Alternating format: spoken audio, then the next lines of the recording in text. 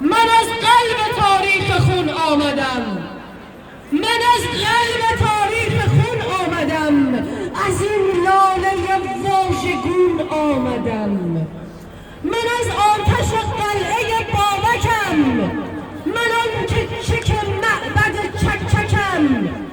ندیدی که در قادسیه چه گشت، به خون گشت آمیخته کوه و دشت. که 10 سده رد شد و همچنان اسیریم در چنگ اهریمنان. چه ضحاک‌ها بارها آمدند، عجب کاوه و شاه‌ها آمدند. بدیدیم شاهان ایران پرست، که چون پشتشان از خیانت شکست. از این رفتن و آمدن ها چه سود، همه حال ما شرح شاهنامه بود. شهنشاه ما جام جمشید بود، دلش شیر و عشقش چو خورشید بود. چه کردید ای نسل 57، همه خاک ایران به تاراج رفت. که لعنت که لعنت که لعنت بر آن رسم و آیینتان، که نفرین بر آن اهرمن دیرتان. مرگ بر سفاست مجاهد، مرگ بر سفاست مجاهد.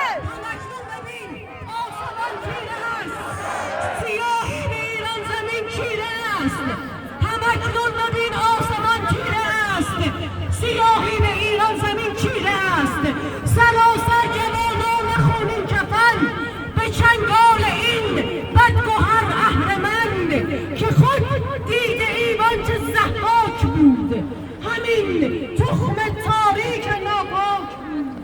ز ظلمش دل پاک غمناک بود، همین شیره شر نایاک بود. ولی ما کنون ارتش بابکیم، ولی ما کنون ارتش بابکیم. همه تنگ زیرانه در چوبکیم. چو خواندیم تاریخ و شاهنامه را، گرفتیم در دست رهنامه را. اگر خاک ایران برفته ز دست، هنوز آخرین پر سیمرغ است.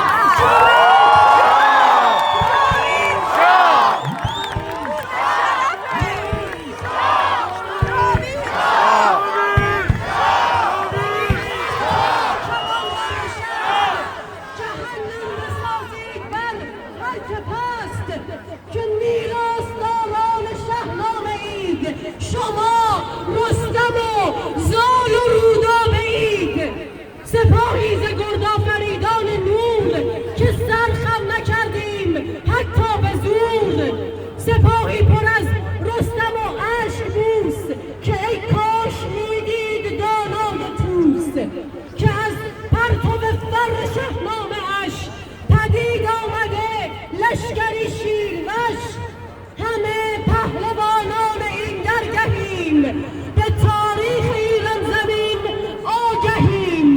که ما جاودانان روشن رهیم، همه پاسداران شاهنشهیم.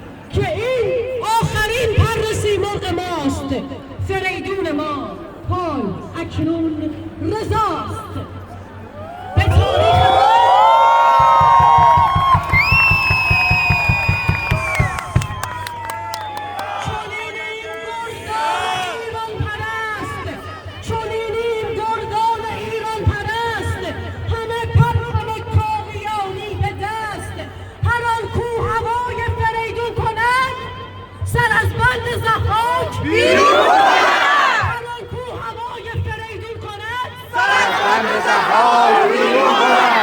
شاهزاده رضا پهلوی، برایت چنین ارتش آراستیم، برایت چنین ارتش آراستیم. تو را با همه جان و دل خواستیم.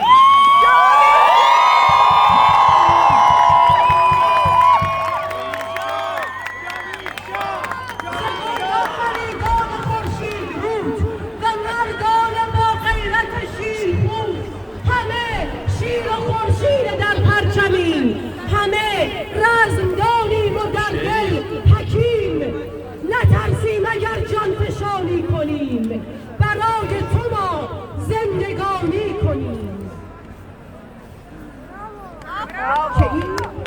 یه بار دیگه میگم که این آخرین ترسیم ماست. فریدون ما خان اکنون رضا